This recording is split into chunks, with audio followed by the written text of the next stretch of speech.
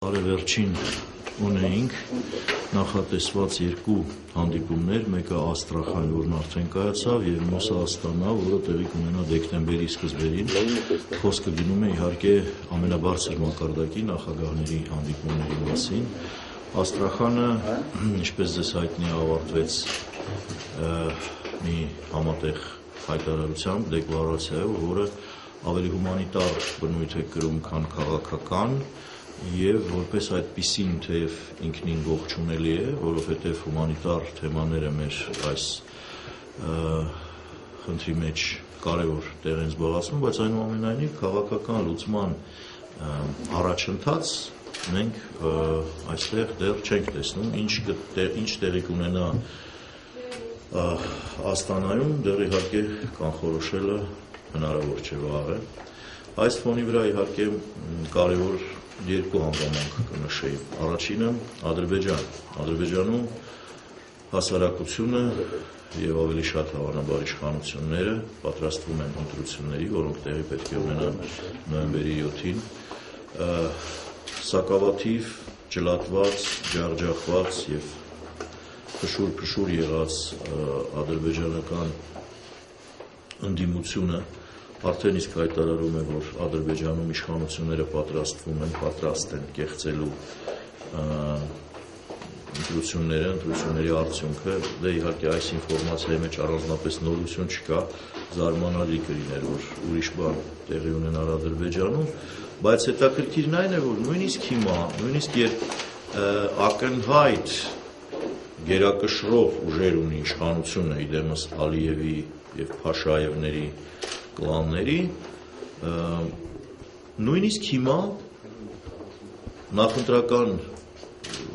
մրցակցային բառապաշարի մեջ Ղարաբաղի նկատմամբ անթափույց ագրեսիվություն եւ կոնստրուկտիվիզմի բացակայություն է նկատվում բոլոր կողմերից։ Օրինակ, մենք փորձով կարող ենք ասել, որ ամենից խաղաղասեր, համեմատաբար իհարկե խաղաղասեր, ավելի համեմատաբար տոլերանտ կազմակերպությունը Ադրբեջանում, իրենց սոցիալիստները, սոցիալ-դեմոկրատները, որոնց նախագահը արտաքսված է երկրից, Մուտալիբովը եւ չի կարող վերադառնալ Ադրբեջանի, օրինակ մասնակցել ընտրություններին, նույնիսկ այդ կազմակերպությունը համարում է, որ Ղարաբաղյան պատերազմը, Ղարաբաղյան հարցի լուծումը միայն պատերազմի մեջ է։ Դուք կարող եք պատկերացնել ավելի ծայրահեղական ուժերի բառապաշարը կամ նկրտումները ինչպիսին են։ Սա մի կողմից։ Մյուս կողմից մեզանում ակնհայտ է, որ կամաց, դանդաղ գալիս է գիտակցությունը այն սարսափելի սխալի, որ կատարվել է վերջին տասնամյակի ընթացքում։ Ընդ որում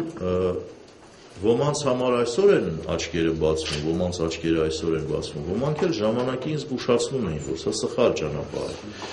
Որի մասին է խոսքը, որ ճանապարհի մասին է խոսքը։ 94 թվականի զինադադարից հետո Հայաստանում մասնակի իշխանափոխությունից հետո 98 թվականին տպավորություն էր ստեղծվել կամ տպավորություն էին ստեղծում իշխանության որոշ շրջանակներ, որ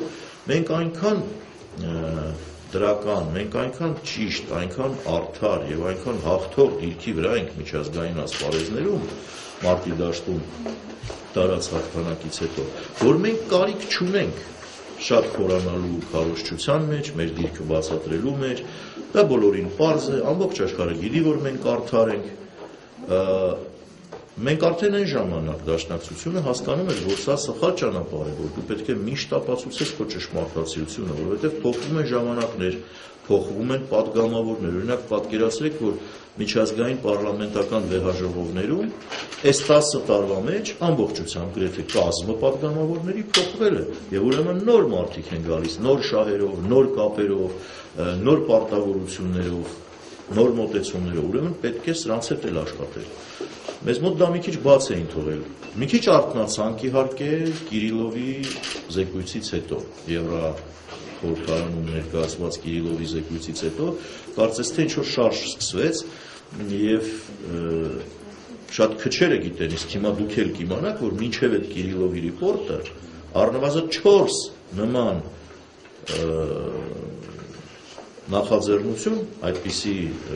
բանաձևեր կազմելու եղել են եւ դրանց դեմը առել են մեր հայդատի գրասենյակները, բայց մեր ուժերը անսահմանափակ չեն եւ վերջում իհարկե Կիրիլովի ռիպորտը որպես տհաճ հայտնագործություն փլվեց մեր պաշտոնյաների գլխին։ Իհարկե շարժ սկսվեց եւ այստեղ կարծում եմ որ պետք է խանդի տեսարանները իրար նկատմամբ անհանդուրժողականությունը եւ կամ անհամաձայնությունները դնել մի կողմ եւ որպես մի թիմ աշխատել այն ծրագրի շուրջ, որը մենք պայմանականորեն լայն իմաստով անվանում ենք Լեռնային Ղարաբաղի Հանրապետության միջազգային ճանաչում, որովհետեւ միջազգային ճանաչումը մեզանում շատերը հասկանում են շատ բառացիորեն մակում ճանաչեն, Ղարաբաղը դառնալ է արժեք պետություն եւ այլն եւ այլն։ Դա շատ արագ չի ստացվի եւ դա փուլային ծրագիր է, առանձին քայլեր է պահանջում։ Այդպիսի քայլեր կարող են լինել քույր քաղաքների ստեղծում, մշակութային ֆեստիվալներ, տարբեր կրթական, մշակութային եւ այլ ծրագրեր եւ իհարկե այդ ամենը ենթադրում է բազմաթիվ այցելություններ։ Ինչու եք նկատում եք երևի ու հասկանում եք ինչու է Ադրբեջանը այդքան ցավագին վերաբերում ցանկացած միջազգային պաշտոնյայի, պատգամավորի կամ առնվազն երևելի դեմքի այցելությանը Ղարաբաղ։ Ուրիշ բաներում նրանք այդքան մտահոգ չեն։ Զենք էլ տաս Ղարաբաղին այդքան մտահոգ չեն, որքան մի եվրոպական կամ ամերիկյան պատգամավորի այցելությունը, որովհետև ամեն այդպիսի այցելություն լեգիտիմացնում, օրինականացնում է Ղարաբաղը որպես ինքնուրույն հասարակություն, ինքնակառավարվող հասարակություն։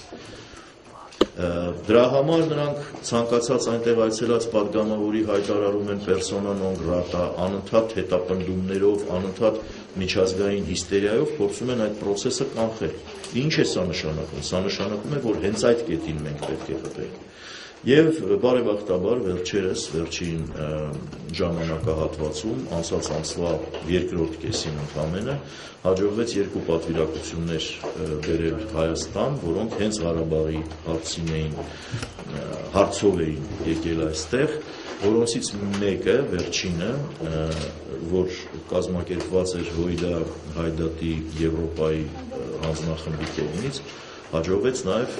տանել Լեռնային Ղարաբաղ այցելության, այս մասին շատ է խոսվել, ես չեմ ուզում մանրամասների վրա կանգ առնել, բայց այն process-ն է, որը պետք է շարունակել, համաձայնություն տեղի չունեցավ եւ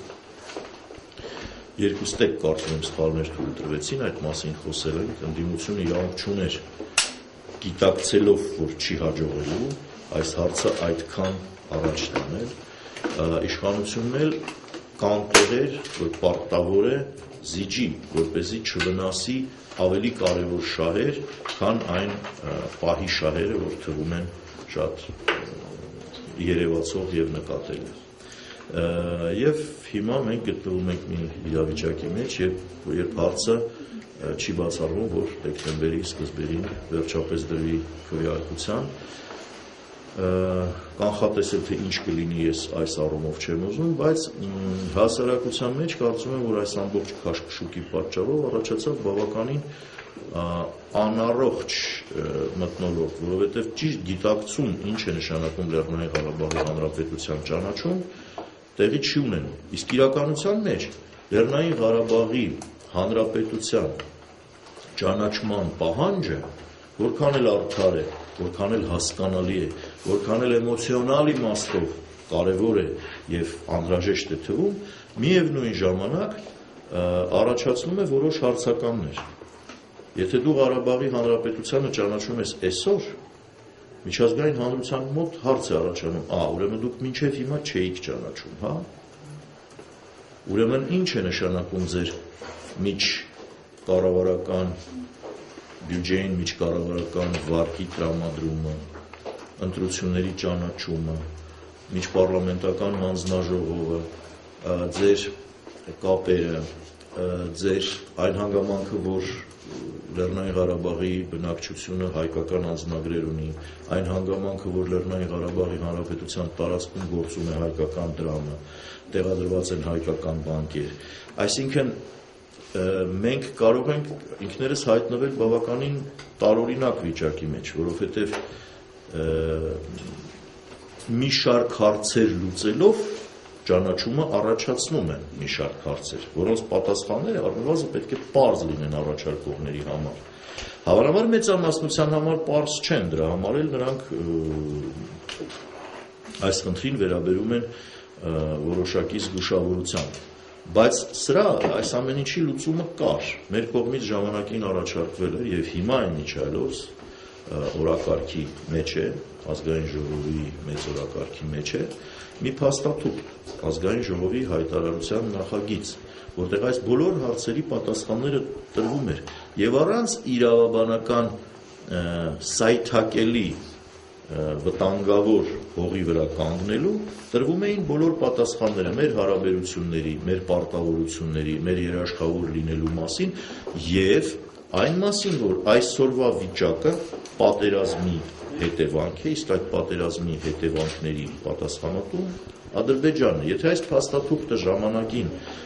ավելորդ զգուշավորություն քաղաքական մեծամասնությունը չդրսևորեր և դա ընդունված լիներ, կարծում եմ, որ ժառանգության նախագիծը բոլորովին այլ տեսք կունենար կամ ընդհանրապես այսքան սուր հակադրության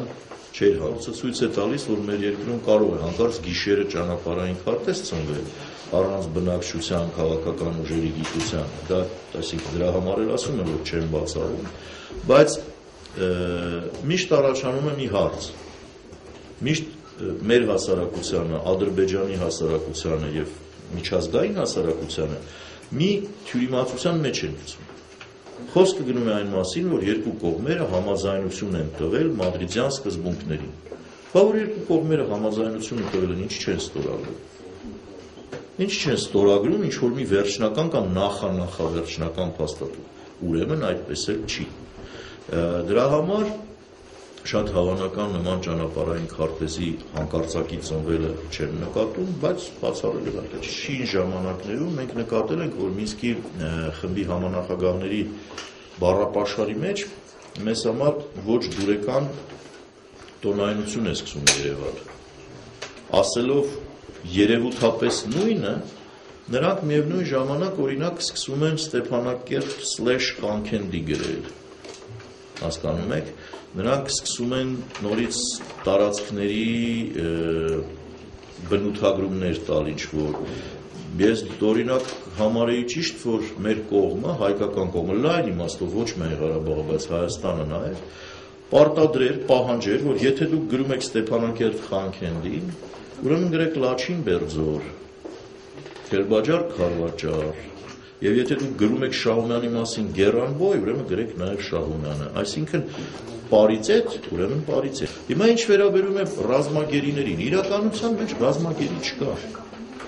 Ռազմագերի, ես չեմ բացառում, որ հայ ռազմագերիներ որոշ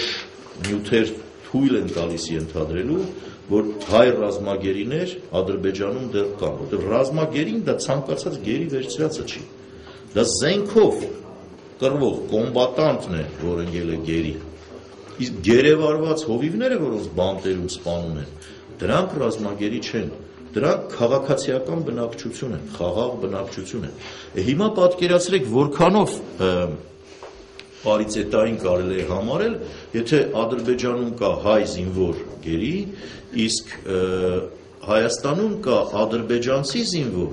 որին այնքան են բռնաբարել իր զորամասում, որ ինքը փախել է Հայաստան։ Մենք այդ տղուն ոնց տանք հետ Ադրբեջանին։ Իրանք 20 տարով կմտցնեն բանտ, որպես ազգի դավաճանի։ Որքանով հումանիտար է նման երիտասարդին հետ հանձնել, որը իր կամքով փախել է։ Կան չէ նաև Հայաստանից ինչ-որ փախածներ։ Ապուշությունը չէ նրանց հետ պահանջելը։ Ինչներիս է պետք, փախել ես, հաջողություն։ Հաջողություն, գնա երջանիկ ապրի Ադրբեջանում, այսինքն սրանց մասին չի խոսքը։ Խոսքը գնում է շփման գոտում, բախման արդյունքում, եթե կան դիակներ դրանց փոփոխության մասին, փոխանակման մասին, և կան, եթե կան ռազմագերիներ, իսկ խաղաղ բնակչությունը ընդհանրապես չպետք է գերի վերցնի։